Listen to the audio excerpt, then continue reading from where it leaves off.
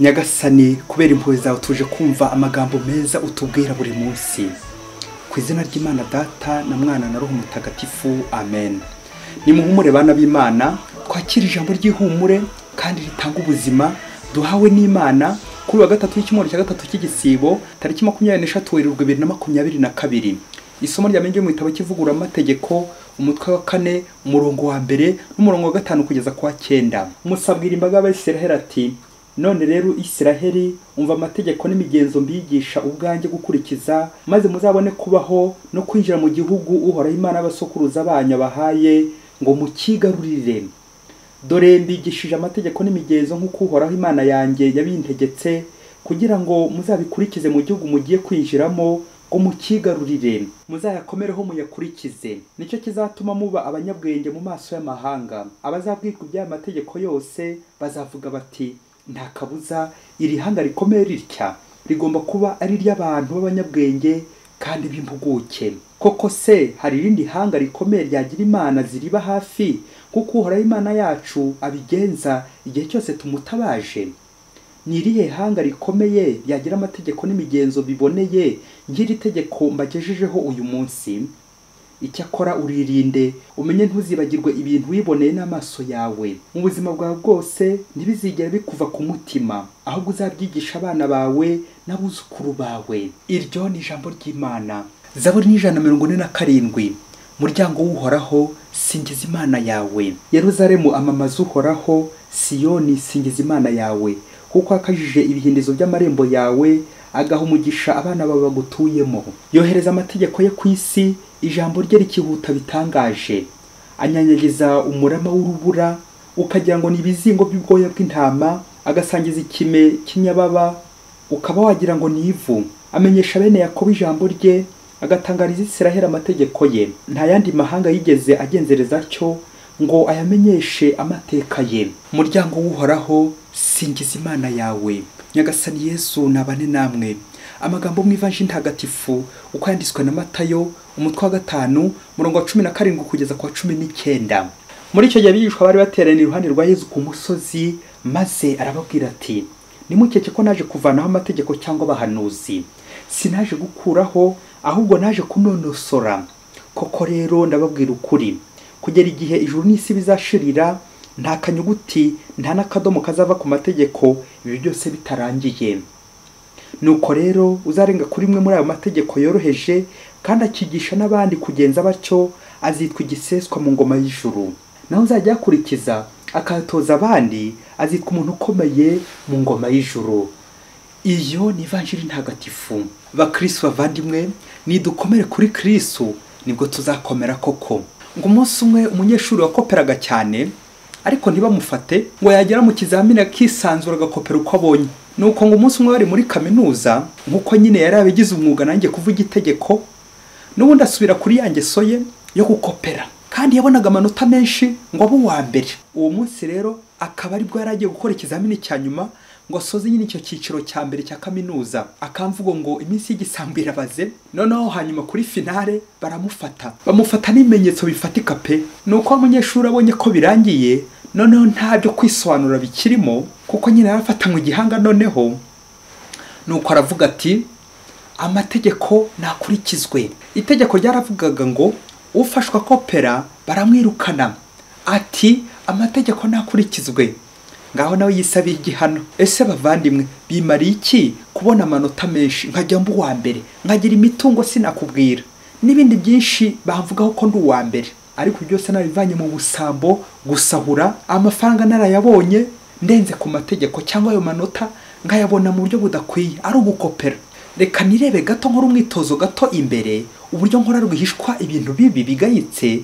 Ese biramutse bimenyekanye bakamfatana nk'igihanga, noneho ngo uyu munyeshuri bakurikije itegeko nanjye bakanyirukana bakambagarika, sinongera gukomeza inzira narindimo nziza, naba nararuhiye imyaka yose niga.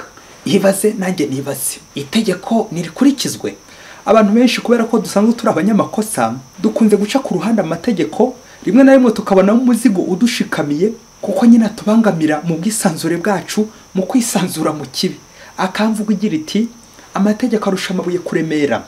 Ese koko nanjye nkomeze mfate amategeko nk'umuzigo unshikamiye? Aha, niba yica, igitutu, igitugu, kunsikamira, ayo ngayo nyine arenze amabuye kuremera. Ariko se niba nkiza antangira gukora mu muriro kugira ngo ndashya, nayubahirije ubundi nkabaho neza. Uyu munsi amasomo matagatifu aradufasha kuzirikana ku kamaro k'itegeko, aho tuza kwibanda ku itegeko ry'Imana nk'umubyeyi wacu udushakira icyiza buri munsi buri gihe, aho gukomeza gushikamirwa n'itegeko ry'abategetsi batugarika, bategeka, batsikamira kandi babaho nabo. Ese ngewe ndi umubyeyi cyangwa ndi umutegetsi? Ibaze nanjye nibaze. Ikigaragara abakristo bavandimwe, iyo wubahirije neza amategeko y'Imana urakomera ko nk'uko twabizirikanye, ukabaho neza wishimye. Nabyo mu isomo rya mbere twazirikanye, Abayisiraheli bari kwibutswa. Musa yagize ati, muzakomere ku mategeko y'Uhoraho, nta kabuza abababonye bazajya bagira bati, iri hanga rikomeye ritya rigomba kuba ari ry'abantu b'abanyabwenge kandi b'impuguke.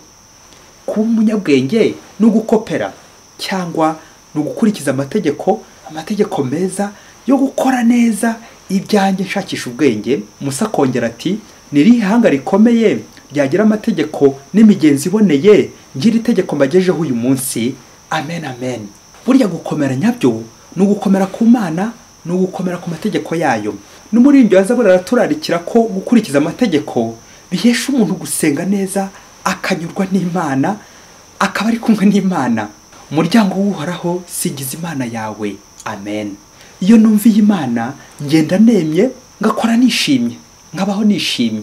Iyo nariye ibigabuye nkarya akagabuye biranshimisha kandi nibyo bimpesha umugisha. Ngaho umunyeshuri na mwarimu yigeze afata umunsi umwe ari gukurura ibisubizo kwa mugenzi we, nuko mu kwisobanura mu Gifaransa ati nous coopérons, ati turi gukoperana, collaborer, gukoperana. Iyo byoroheje ku masaku mukomeza muri icyo kinyanga nyine cyo gukoperana, ariko buriya mubyihutishe nyine nk'itegeko ry'amasaku byihuta, muhitamo ubwo nyine muri icyo cyaha cyo gukoperana, gukopera. Nous coopérons vraiment. Ahasigaye nyine yo mufashwe itegeko rirubahirizwa nyine rigakurikizwa, mukamwataha, mugatsindwa. Ni koko abakristo bavandimwe, amategeko y'Imana ku muryango wayo w'Isiraheli yari menshi cyane, ariko ahiniye mu mategeko 10 nawe wumbiye mu itegeko rimwe ry'urukundo, gukunda Imana na mugenzi wacu. Iryo tegeko iyo rikurikije urahirwa, kandi nyine iryo tegeko ntawe ushobora kurivanaho. Nabyo Yesu ashimangiye muri iyi vanjiri ati, ntimukeke ko naje kuvanaho amategeko cyangwa abahanuzi, sinaje gukuraho, ahubwo naje kunonosora. Amen, amen. Hari abantu bamwe batinya amategeko bavandimwe, abandi bakabeshyera ngo babuza guhumeka, ngo babuza kwigenga, bigatuma batisanzura, kwisanzura mu kibariko, bigatuma buri gihe bayana mu muzigo ubaremereye washikamiye. Nuko bamwe bagakomeza muri icyo kinyanga cyo gukoperana, gukopera, aribyo bizatanga gukopera, bibwira ko bari gukopera, travailler ensemble, nyamara bari gukopera. Nyamara abakristo bavandimwe, itegeko nanone ku rundi ruhande rifite akamaro gakomeye, ntabwo ari kudushikamira gusa no kutubuza uburenganzira. Ariko reka muri aka kanya tuvuge ku kamaro karyo mu ngingo enye z'ingenzi itegeko ribereyeho. Icyambere, c'est défendre du mal, ni ukurwanya ikibi, akajagari, désordre, bityo rigatanga umurongo mwiza, c'est comme garde-fou. Nturenge aha, ntujye ahangaha, ntujye hariya, ntukore iki ngiki, ntukopere. Icya kabiri, c'est promouvoir le bien commun, kurengera inyungu rusange, bityo rikabuza abantu gukora bakurikije gusa ibyifuzo byabo, amarangamutima yabo, inyungu zabo, gukora uko byumva, gukopera uko byumva. Icya gatatu, c'est déterminer les droits et les devoirs de chacun, gusobanura uburenganzira ndetse n'inshingano za buri wese, ukamenya ko uburenganzira bwawe butangira ahubwo mugenzi wawe urangirira. Icya kane, c'est encourager à faire ce qui est juste, itegeko rishinzwe gutwereka ikiri cyiza kandi nyine tukagikora, kwirinda kuzikama mu cyaha ngo ndi gukopera. Burya iyo harimo umurongo mwiza watanzwe, usibye indangare ndetse n'umwana, buri wese akagombye guharanira kugera ku cyiza akibwiriza. Kandi itegeko rero ntabwo ribeho gukinagaza, gushikamira ngo ritsikamira abantu, ahubwo kubaruhura, burya kubaha umurongo mwiza, kubafasha kugera aheza. Burya muri sosiyete abantu barenze umwe bateraniye hamwe bakagombye kuba bafite udutegeko tubagenga, hato bataza gushwana, bityo bakitoramo umushefu ushinzwe gukurikiza bwa mbere iryo tegeko. Yewe no mu rugo rwiyubashye haba mu itegeko burya, sosiyete zose hamwe amategeko, igihugu cyubashye kiriziya, amategeko ya kiriziya. Umugabo yubashye mu rugo rwe atanga itegeko, ariko atari itegeko ryo guhonyora no gutsikamira ngo ni umugabo, ahubwo itegeko nyine ry'umubyeyi. Gusa itegeko ryanjye nakagombye gukora ku buryo ari ry'Imana, nk'uwatumwe n'Imana, nk'uhagarariye Imana nyine muri urwo rugo, muri iyo sosiyete, muri icyo gihugu, muri iyo kiriziya, aho kuba nk'umutegetsi uri gukorera ku gitugu akandamiza abaturage, ugakandamiza abakristo, kandi byaba. Ariko ikindi tujye tugarukira abayobozi, natwe abayoborwa hari igihe tugwa mu mutego wo kumva ko twagombye kwigenga, ngo bambise n'igenge, kwibohora, kwidegembya, tugashaka gukuraho abayobozi kugira ngo turusheho kwigenga. Wasanga se abayobozi uri gushaka gukuraho bahagarariye Imana, ugakuraho amategeko y'Imana kugira ngo Imana ntihongere kuyibona. Nya ngo umunsi umwe hirya kure cyane muri Afurika, mu muryango umwe w'abihaye Imana, yo hirya nyine kure cyane, ngo bari babanye neza bagakurikiza amategeko y'umuryango, la communauté. Ubundi ubusanzwe abihaye Imana mu migenzo itatu basezerana: ubukene, ubumanzi ndetse no kumvira. Iyo wihaye Imana yubahirije neza nk'ubuzima bwe bwa buri munsi, atari ibyo kujijisha gusa, ndetse atari n'igitegeko gusa ngo baranyishe baranyirukanye, ndakubwiza ukuri yabyubahirije neza, arahirwa, aranezererwa, araryoherwa. Abihaye Imana rero nk'itegeko bakunze guhurira ahantu hatatu byibuze ku bw'itegeko ry'umuryango: mu isengesho, muri chapelle, muri kiliziya bagasengera hamwe. Aha kabiri ni ku meza bagasangira, nanjye kuvuga kabisi n'agahiye. Aha gatatu ni ku murimo, bakumvikana bakagabura imirimo, partage de tâches, buri wese akagira inshingano agomba kubahiriza ngo ubuzima bw'umuryango bugende neza. Aha nabwo nyine buzima bwa kiliziya, ubuzima bw'urugo, ubuzima bw'umuryango, ubuzima bwa kiliziya. Inkuru y'umwana isubira inyuma mu babyeyi mwe, ngo muri uwo muryango nyine twavuze haruguru harimo umuntu umwe nyine bari baratoye wo kubika uruhago. Ntabwo ari uruhago rw'umupira w'amaguru, ahubwo gucunga umutungo. Nuko bakamushima benshi pe ko umurimo witangira neza, kandi ko ubukungu nyine bwiyongereye mu muryango, muri urwo rugo babayeho neza. Ariko nubwo yashakashakaga bwose, iryo shakisha rye ryaramutwaraga, nanjye kuvuga rikamutwara uruhu n'uruhande, ku buryo bya byumba bitatu twavuze haruguru we atongeraga kubihuriramo n'abandi. We muri uko kujya guhiga nako gushakisha amafaranga, akajya ataha mu gicuku, ntasengane n'abandi, ntasangire n'abandi, ntakorane n'abandi inama. Igihe rero cyaje kugera, superieur, umukuru w'umuryango, aza kumwicaza, aramuganiriza, amubaza impamvu atakitabira gahunda za communauté, ngo nyaboneka niyisubireho, yivugurure, agendere hamwe n'abandi, tugendere hamwe sunihodos, kugendera hamwe sinodi. Dore ko bari bari mu gihe cy'igisibo ndetse n'igihe cya sinodi. Nuko amusaba gukora effort di carême, nuko aramubwira ati gerageza muvandimwe utahe kare, dusengane, dusangire, tuganire, tugendere hamwe muri sinodi, kuko nyine niba utuvunikira twagombye kujya n'umwanya tugasanya n'ibyo nyine uvunikira, tugishima Imana idushoboza mu kivandimwe. Wawe haye Imana wacu nyuma yo kuganirizwa, aho kugira ngo yisubireho yikosore, agahita yumva ko superieur atangiye kumugendaho no kwivanga mu buzima bwe, ko atakagombye kumukurikirana bigezaho no guhora mwibutsa ngo hari umwana. Maze kugira ngo ace agasuzuguro, imodoka y'umuryango yajyaga ajyana guhahisha arayireka, ahubwo agura iye bwite. No kwibaza aho yakuye amafaranga, nta kwivanga mu buzima bwe, ngo kugira ngo atazongera kugira uwasaba uruhushya, cyangwa ngo hagire ongera kumutinyuka amubaza aho yiriwe, amubaza aho yaraye, amubaza ibyo yararimo, amubaza uko yakoresheje amafaranga. Nuko yigumura atyo, akajya ataha igihe ashakiye mu gicuku, akaryama igihe ashakiye, akabyuka igihe ashakiye, ntawe ukimuvugaho, agakora ibyo ashatse. Ndakubwiza ukuri, ubwo buzima bumeze gutyo bw'akavuyo butakirwa gukurikiza amategeko, yahise abihirwa, byarangiye yaviriyemo imbere. Yarashatse cyamukura mu muryango yarakibuze, kuko nyine ngo yakoze isezerano rya burundu, yaraviriyemo imbere babyeyi. Mbega kuviramo imbere, kuva mu bihaye Imana ariko ukirimo, ariko imbere warabihiwe, urimo utarimo. Bakristo bavandimwe, Kristo yaduhaye ubwigenge, abana b'Imana, ariko ntiyaduhaye kuba ibyigenge. Ndakubwiza ukuri, nubona uwihaye Imana ubaho mu buzima bwe bwite, la vie privée, uzandikeho danger de mort, uhegereye wapfa, uhakoze wapfa, umukozeho yagushibukana. Nubona uwihaye Imana utayishaka gukurikiza amategeko y'umuryango, kabaye uwo nyine agiye kuviramo imbere, byarangiye. Nubana n'umuntu mu rugo, ugateka, ugahisha, ukarya wenyine, kandi mwagomba kurya muri babiri, ugasenga wenyine, ukivugisha, ukibana wenyine, ukamera nk'imfubyi, kandi wari ugifite ababyeyi, ukamera nk'umupfakazi, kandi ufite umugabo yagiye nko mu ikabare, akaza gutaha yandika 8 ku buriri, ngo afite imodoka, ngo arigenga, ngo ntawumuvugaho, ngo ntawumukoraho, ngo niwe shefu, ngo ntacyo avuga ku mutungo mufitanye. Ye baba we, uwo ndakubwiza ukuri ari kuva yaviriyemo imbere huzuye ibikomere. Wele foro di kareme vraiment.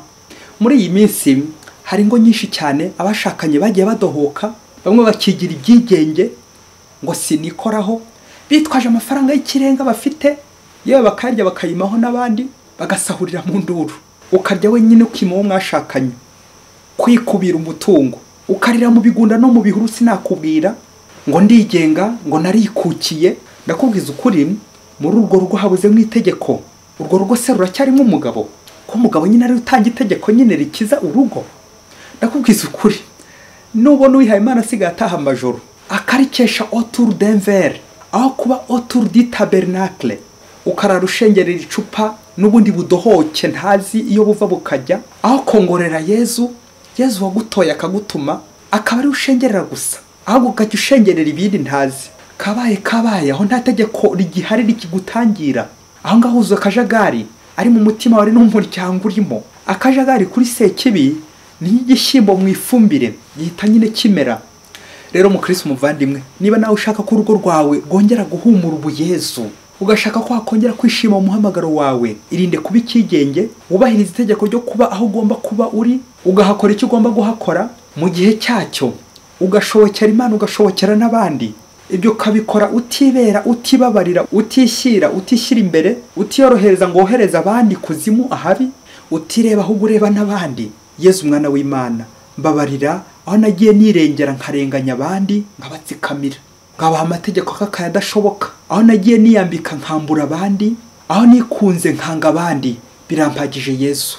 Niyemeje kwisubiraho ngaruke mu nzira nziza y'amatangazo yawe n'amagambo yawe meza, nubahiriza itegeko ryawe ry'urukundo buri munsi, ngukunde kandi nkunde n'abandi buri munsi. Yesu umfashe buri munsi. Amen. Mwese Imana ibahe umugisha. Imana Data na Mwana na Roho Mutagatifu. Amen. Padiri Masumbuko Ladislas wa Diocese ya Cyangugu.